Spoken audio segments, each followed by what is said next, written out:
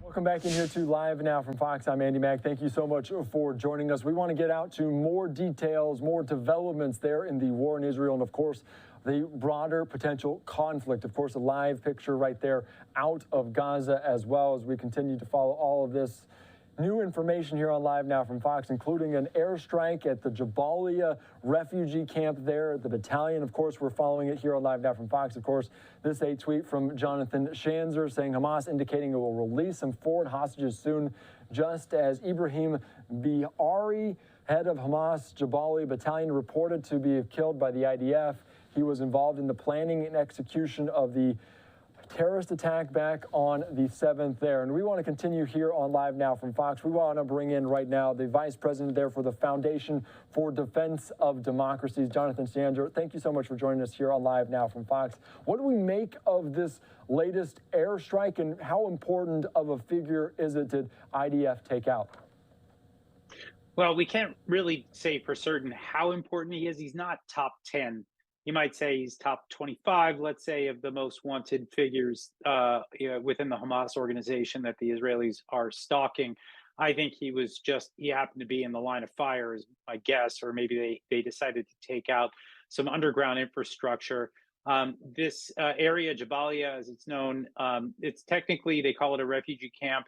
It's not. It's high. It's densely populated, but as most people probably know, there are not many refugees left at this point. We're talking about the descendants of refugees, people who are still claiming to be refugees. Nevertheless, it's a densely packed area, urban warfare, and the Israelis have taken out what appears to be a significant underground target, which is a large part of what's going on right now in that war. There's a whole underground infrastructure that is posing a severe threat to the Israeli troops as they're on the ground. And so I think we're going to see more of that, large bombs that take out whatever is lurking beneath. Yeah, that is a very, very interesting, because I think a lot of the initial reports talked about the refugee camp as well, and the IDF putting this on social media as well, saying the IDF operating, taking out this terrorist stronghold, the stronghold used for training, execution of terrorism activities. I do want to put up just some more tweets here from Trey Yingst as well, because obviously this felt similar to that hospital airstrike as well, where the Gaza officials coming out with it, saying many Palestinian civilians killed at the Jabalia camp in northern Gaza. The Palestinian source claims multiple Israeli strikes targeted the area. They're checking with information. There's a statement from the military as well that says the Israeli Defense Force, led by them, have seized control of the Hamas military stronghold in western Jabalia. Of course, you mentioned maybe not a lot of refugees still in that location. Is maybe the information that comes out initially, how important is that? Because of course you talk about an airstrike by Israel, you talk about refugees, of course civilians. How maybe important is the information kind of war right now amongst especially something like this? Oh, it's huge. I mean, the amount of disinformation that's flying around, I think is really notable. A few things I think, in order to try to understand and digest this story. Number one, the Israelis have asked for all civilians to clear out of the northern Gaza Strip. Jabalia is in the northern Gaza Strip. And so when the Israelis go in and are either fighting on the ground hand to hand, really kind of face to face urban combat, urban warfare, most of them at this point, most of the people that they're encountering are going to be militants or people that are likely associated with Hamas. That's not to say that there aren't civilian casualties. I'm sure there are. And of course, we don't want to see any of them. But I would say that the Israelis have asked all civilians to clear out to the extent that that's possible. So that there's that. That's number one. Number two, the sheer number, the actual number of refugees, it's almost negligible. I mean, I think there's maybe 10,000 in all of the Gaza Strip right now, maybe 20. It's a hard thing to say, but these would be the elderly people from the 1948 war. We're not talking about, now there are people who are literally trying to get out of the way of this war. One could call them refugees, but the camp itself was not one, not in real terms.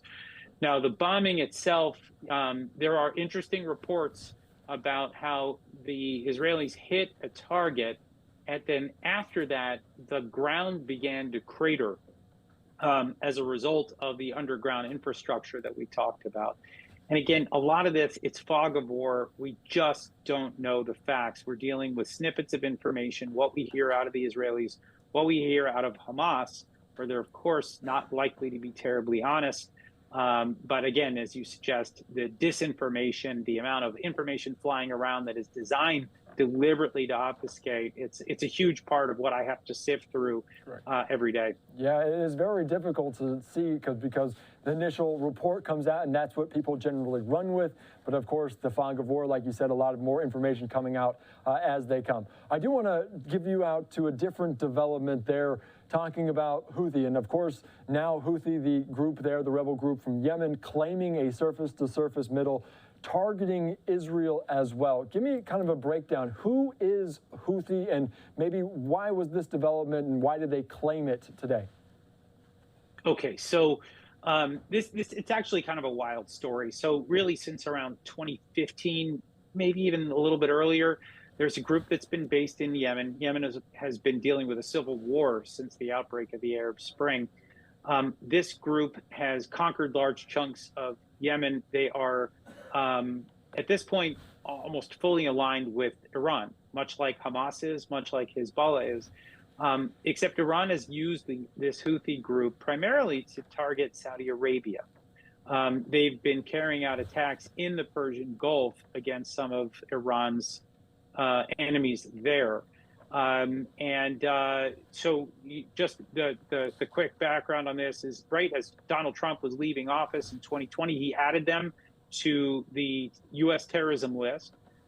As soon as the Biden administration came in, they removed the Houthis from the terrorism list. And it was kind of a finger in the eye to the Saudis. And it was, I think, the whole thing was really not a terrific episode in American foreign policy. Not a lot of consistency, we can put it that way. Anyway, the Houthis have continued to engage in all manner of violent activity. And they always, one of their slogans is death to America, death to Israel, death to the Jews. This is what they say at every rally. So you get a sense of who they are and what their values are, so to speak. Anyway, so what you fast forward to today, and they fired a long-range missile at Israel. The Israelis intercepted it with the Arrow defense system. This is a system that was jointly developed with the United States. It's a real asset for Israel and for the U.S., I think. And then the Houthis claimed responsibility and have actually since declared war against Israel. The likelihood of us seeing a ton of missiles or rockets out of Yemen, it's low, but it is interesting right now that Iran appears to have activated, and it's really important to note this. There's obviously what we're watching in Gaza. There's a full-blown, all-out war happening in Gaza right now. But then you've got rockets out of Lebanon from Hezbollah. You've got rockets out of Syria targeting U.S. bases. You've got rockets out of Iraq targeting U.S. bases. You've got rockets out of Yemen targeting Israel. And you've got ongoing unrest in the West Bank. What Iran has done, just to be crystal clear, it has started a regional war. Now, there are still ways to contain that war, to keep it only in the Gaza Strip while absorbing fire from all these other places. But Iran is very much trying to activate all of its proxies and all of its allies across the region to try to put Israel in a position where it can't be defended. I don't think it's going to happen. Obviously, the U.S. is there, and the Israelis have quite a bit left in the tank in terms of the fight in front of them. But you get a sense of the strategy that Iran has tried to adopt here. Yeah, and it's a lot of complicated facts, and I think you explained it very well there, because there's Hamas, Hezbollah, now Houthi as well getting involved. And like you mentioned, I think a big point of this is potentially not a part of that terrorist group as well. And of course, we did see U.S. forces maybe go after a proxy in Syria. Potentially, could they, Houthi, be placed back on the terrorist group, and would that maybe open the U.S. to maybe containing that kind of aspect of this larger regional conflict as well? Is that a possibility? Look, it's a possibility, but let me put it maybe a slightly different way. It's a possibility the U.S. designates the Houthi rebels again, and then the next thing you know, they're targeting the U.S.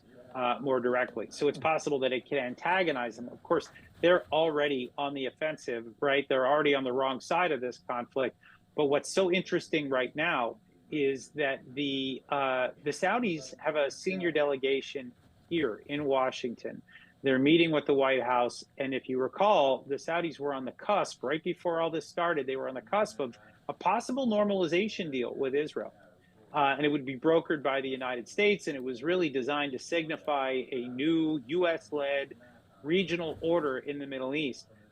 If the U.S. decides to designate the Houthis again, this could be a significant move to, let's say, bury the hatchet with the Saudis. As we all know, the Saudis and the Biden administration have not been getting along famously. But I think that a move like this would really speak volumes.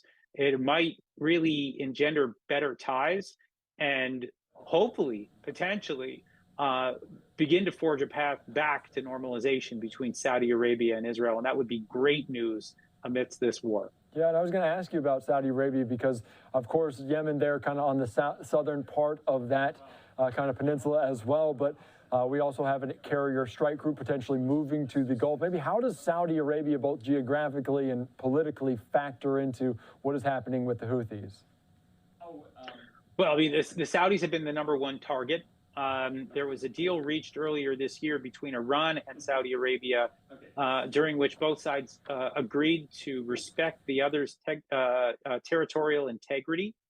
And I think that was really a sign that the Houthis were going to be off limits so long as the Saudis didn't try to undermine the regime inside Iran. And so that's where we've been up until now. I think the Saudis have to be a little nervous now that they're watching the Houthis begin to activate. There's actually been 3 missiles fired at Israel by the Houthis since this war began. And so the Saudis have to be a little bit nervous here. I think that probably for now, at least, they don't feel like they're in the crosshairs. But wars have a way of unraveling, right? Things can deteriorate rapidly. So I think having the Saudis in the U.S. right now, looking for assurances from the U.S. is very important. And I think there's something else that's important to note here, that, you know, the Saudis have been a little ambivalent about the U.S. for some time now, not sure that the U.S. is the superpower that it once was, not sure that the U.S. would have Saudis back in the event of a conflict. When you look at what's going on right now in the Middle East, as Israel found itself, you know, on the receiving end of just a horrific massacre on October 7th, it was the United States that immediately sent significant military assets to the Middle East. And I think that the Saudis looked at this event and said, you know what, maybe the United States is still an ally that we can work with, and maybe it's worth trying to rebuild what we had and to start from scratch. I'm hoping that that's where we are right now. I think it would be good for the United States. It would be good for the security of the region. It would be good for the oil economy that we are always concerned about. And it would be good for normalization between Saudi Arabia and Israel, who are really still 2 of our most important allies in the Middle East. It'll be really important to keep them together and on side and with us. Yeah, and like you said on social media several times, it's kind of foreign policy on the fly, and it could be potentially an asset there for Saudi Arabia, for the United States as well. My last question before I let you go, just in talking about this surface-to-surface missile and the aero defense system that was used by the U.S., Israel, they're kind of in a conglomeration. Maybe how important is that aero defense system, and can you give me a breakdown on what it is, because this is potentially one of the first times it was used? Correct. I think it's been used maybe, I think, twice, 3 times, something like that, since the Israelis have had it. There have not been a lot of long-range threats. But what's important here is that with the help of the United States, we have seen actually there are 3 systems that the Israelis have. We have Iron Dome, which everybody hears about. That's the short-range system, and that's 90 to 95% accurate. It has kept Israel largely intact. There's no guarantees that that's what happens in the future. But up until now, we've seen really an incredible display by Iron Dome. That's the short-range system. Then you have David Sling, which is the mid-range system. So that's the kind of thing that would intercept rockets coming from, let's say, Iraq or, or maybe even eastern Syria for that matter. And then you've got the long-range system. And this system has just shown you what would happen if Iran tries to start lobbing rockets at Israel.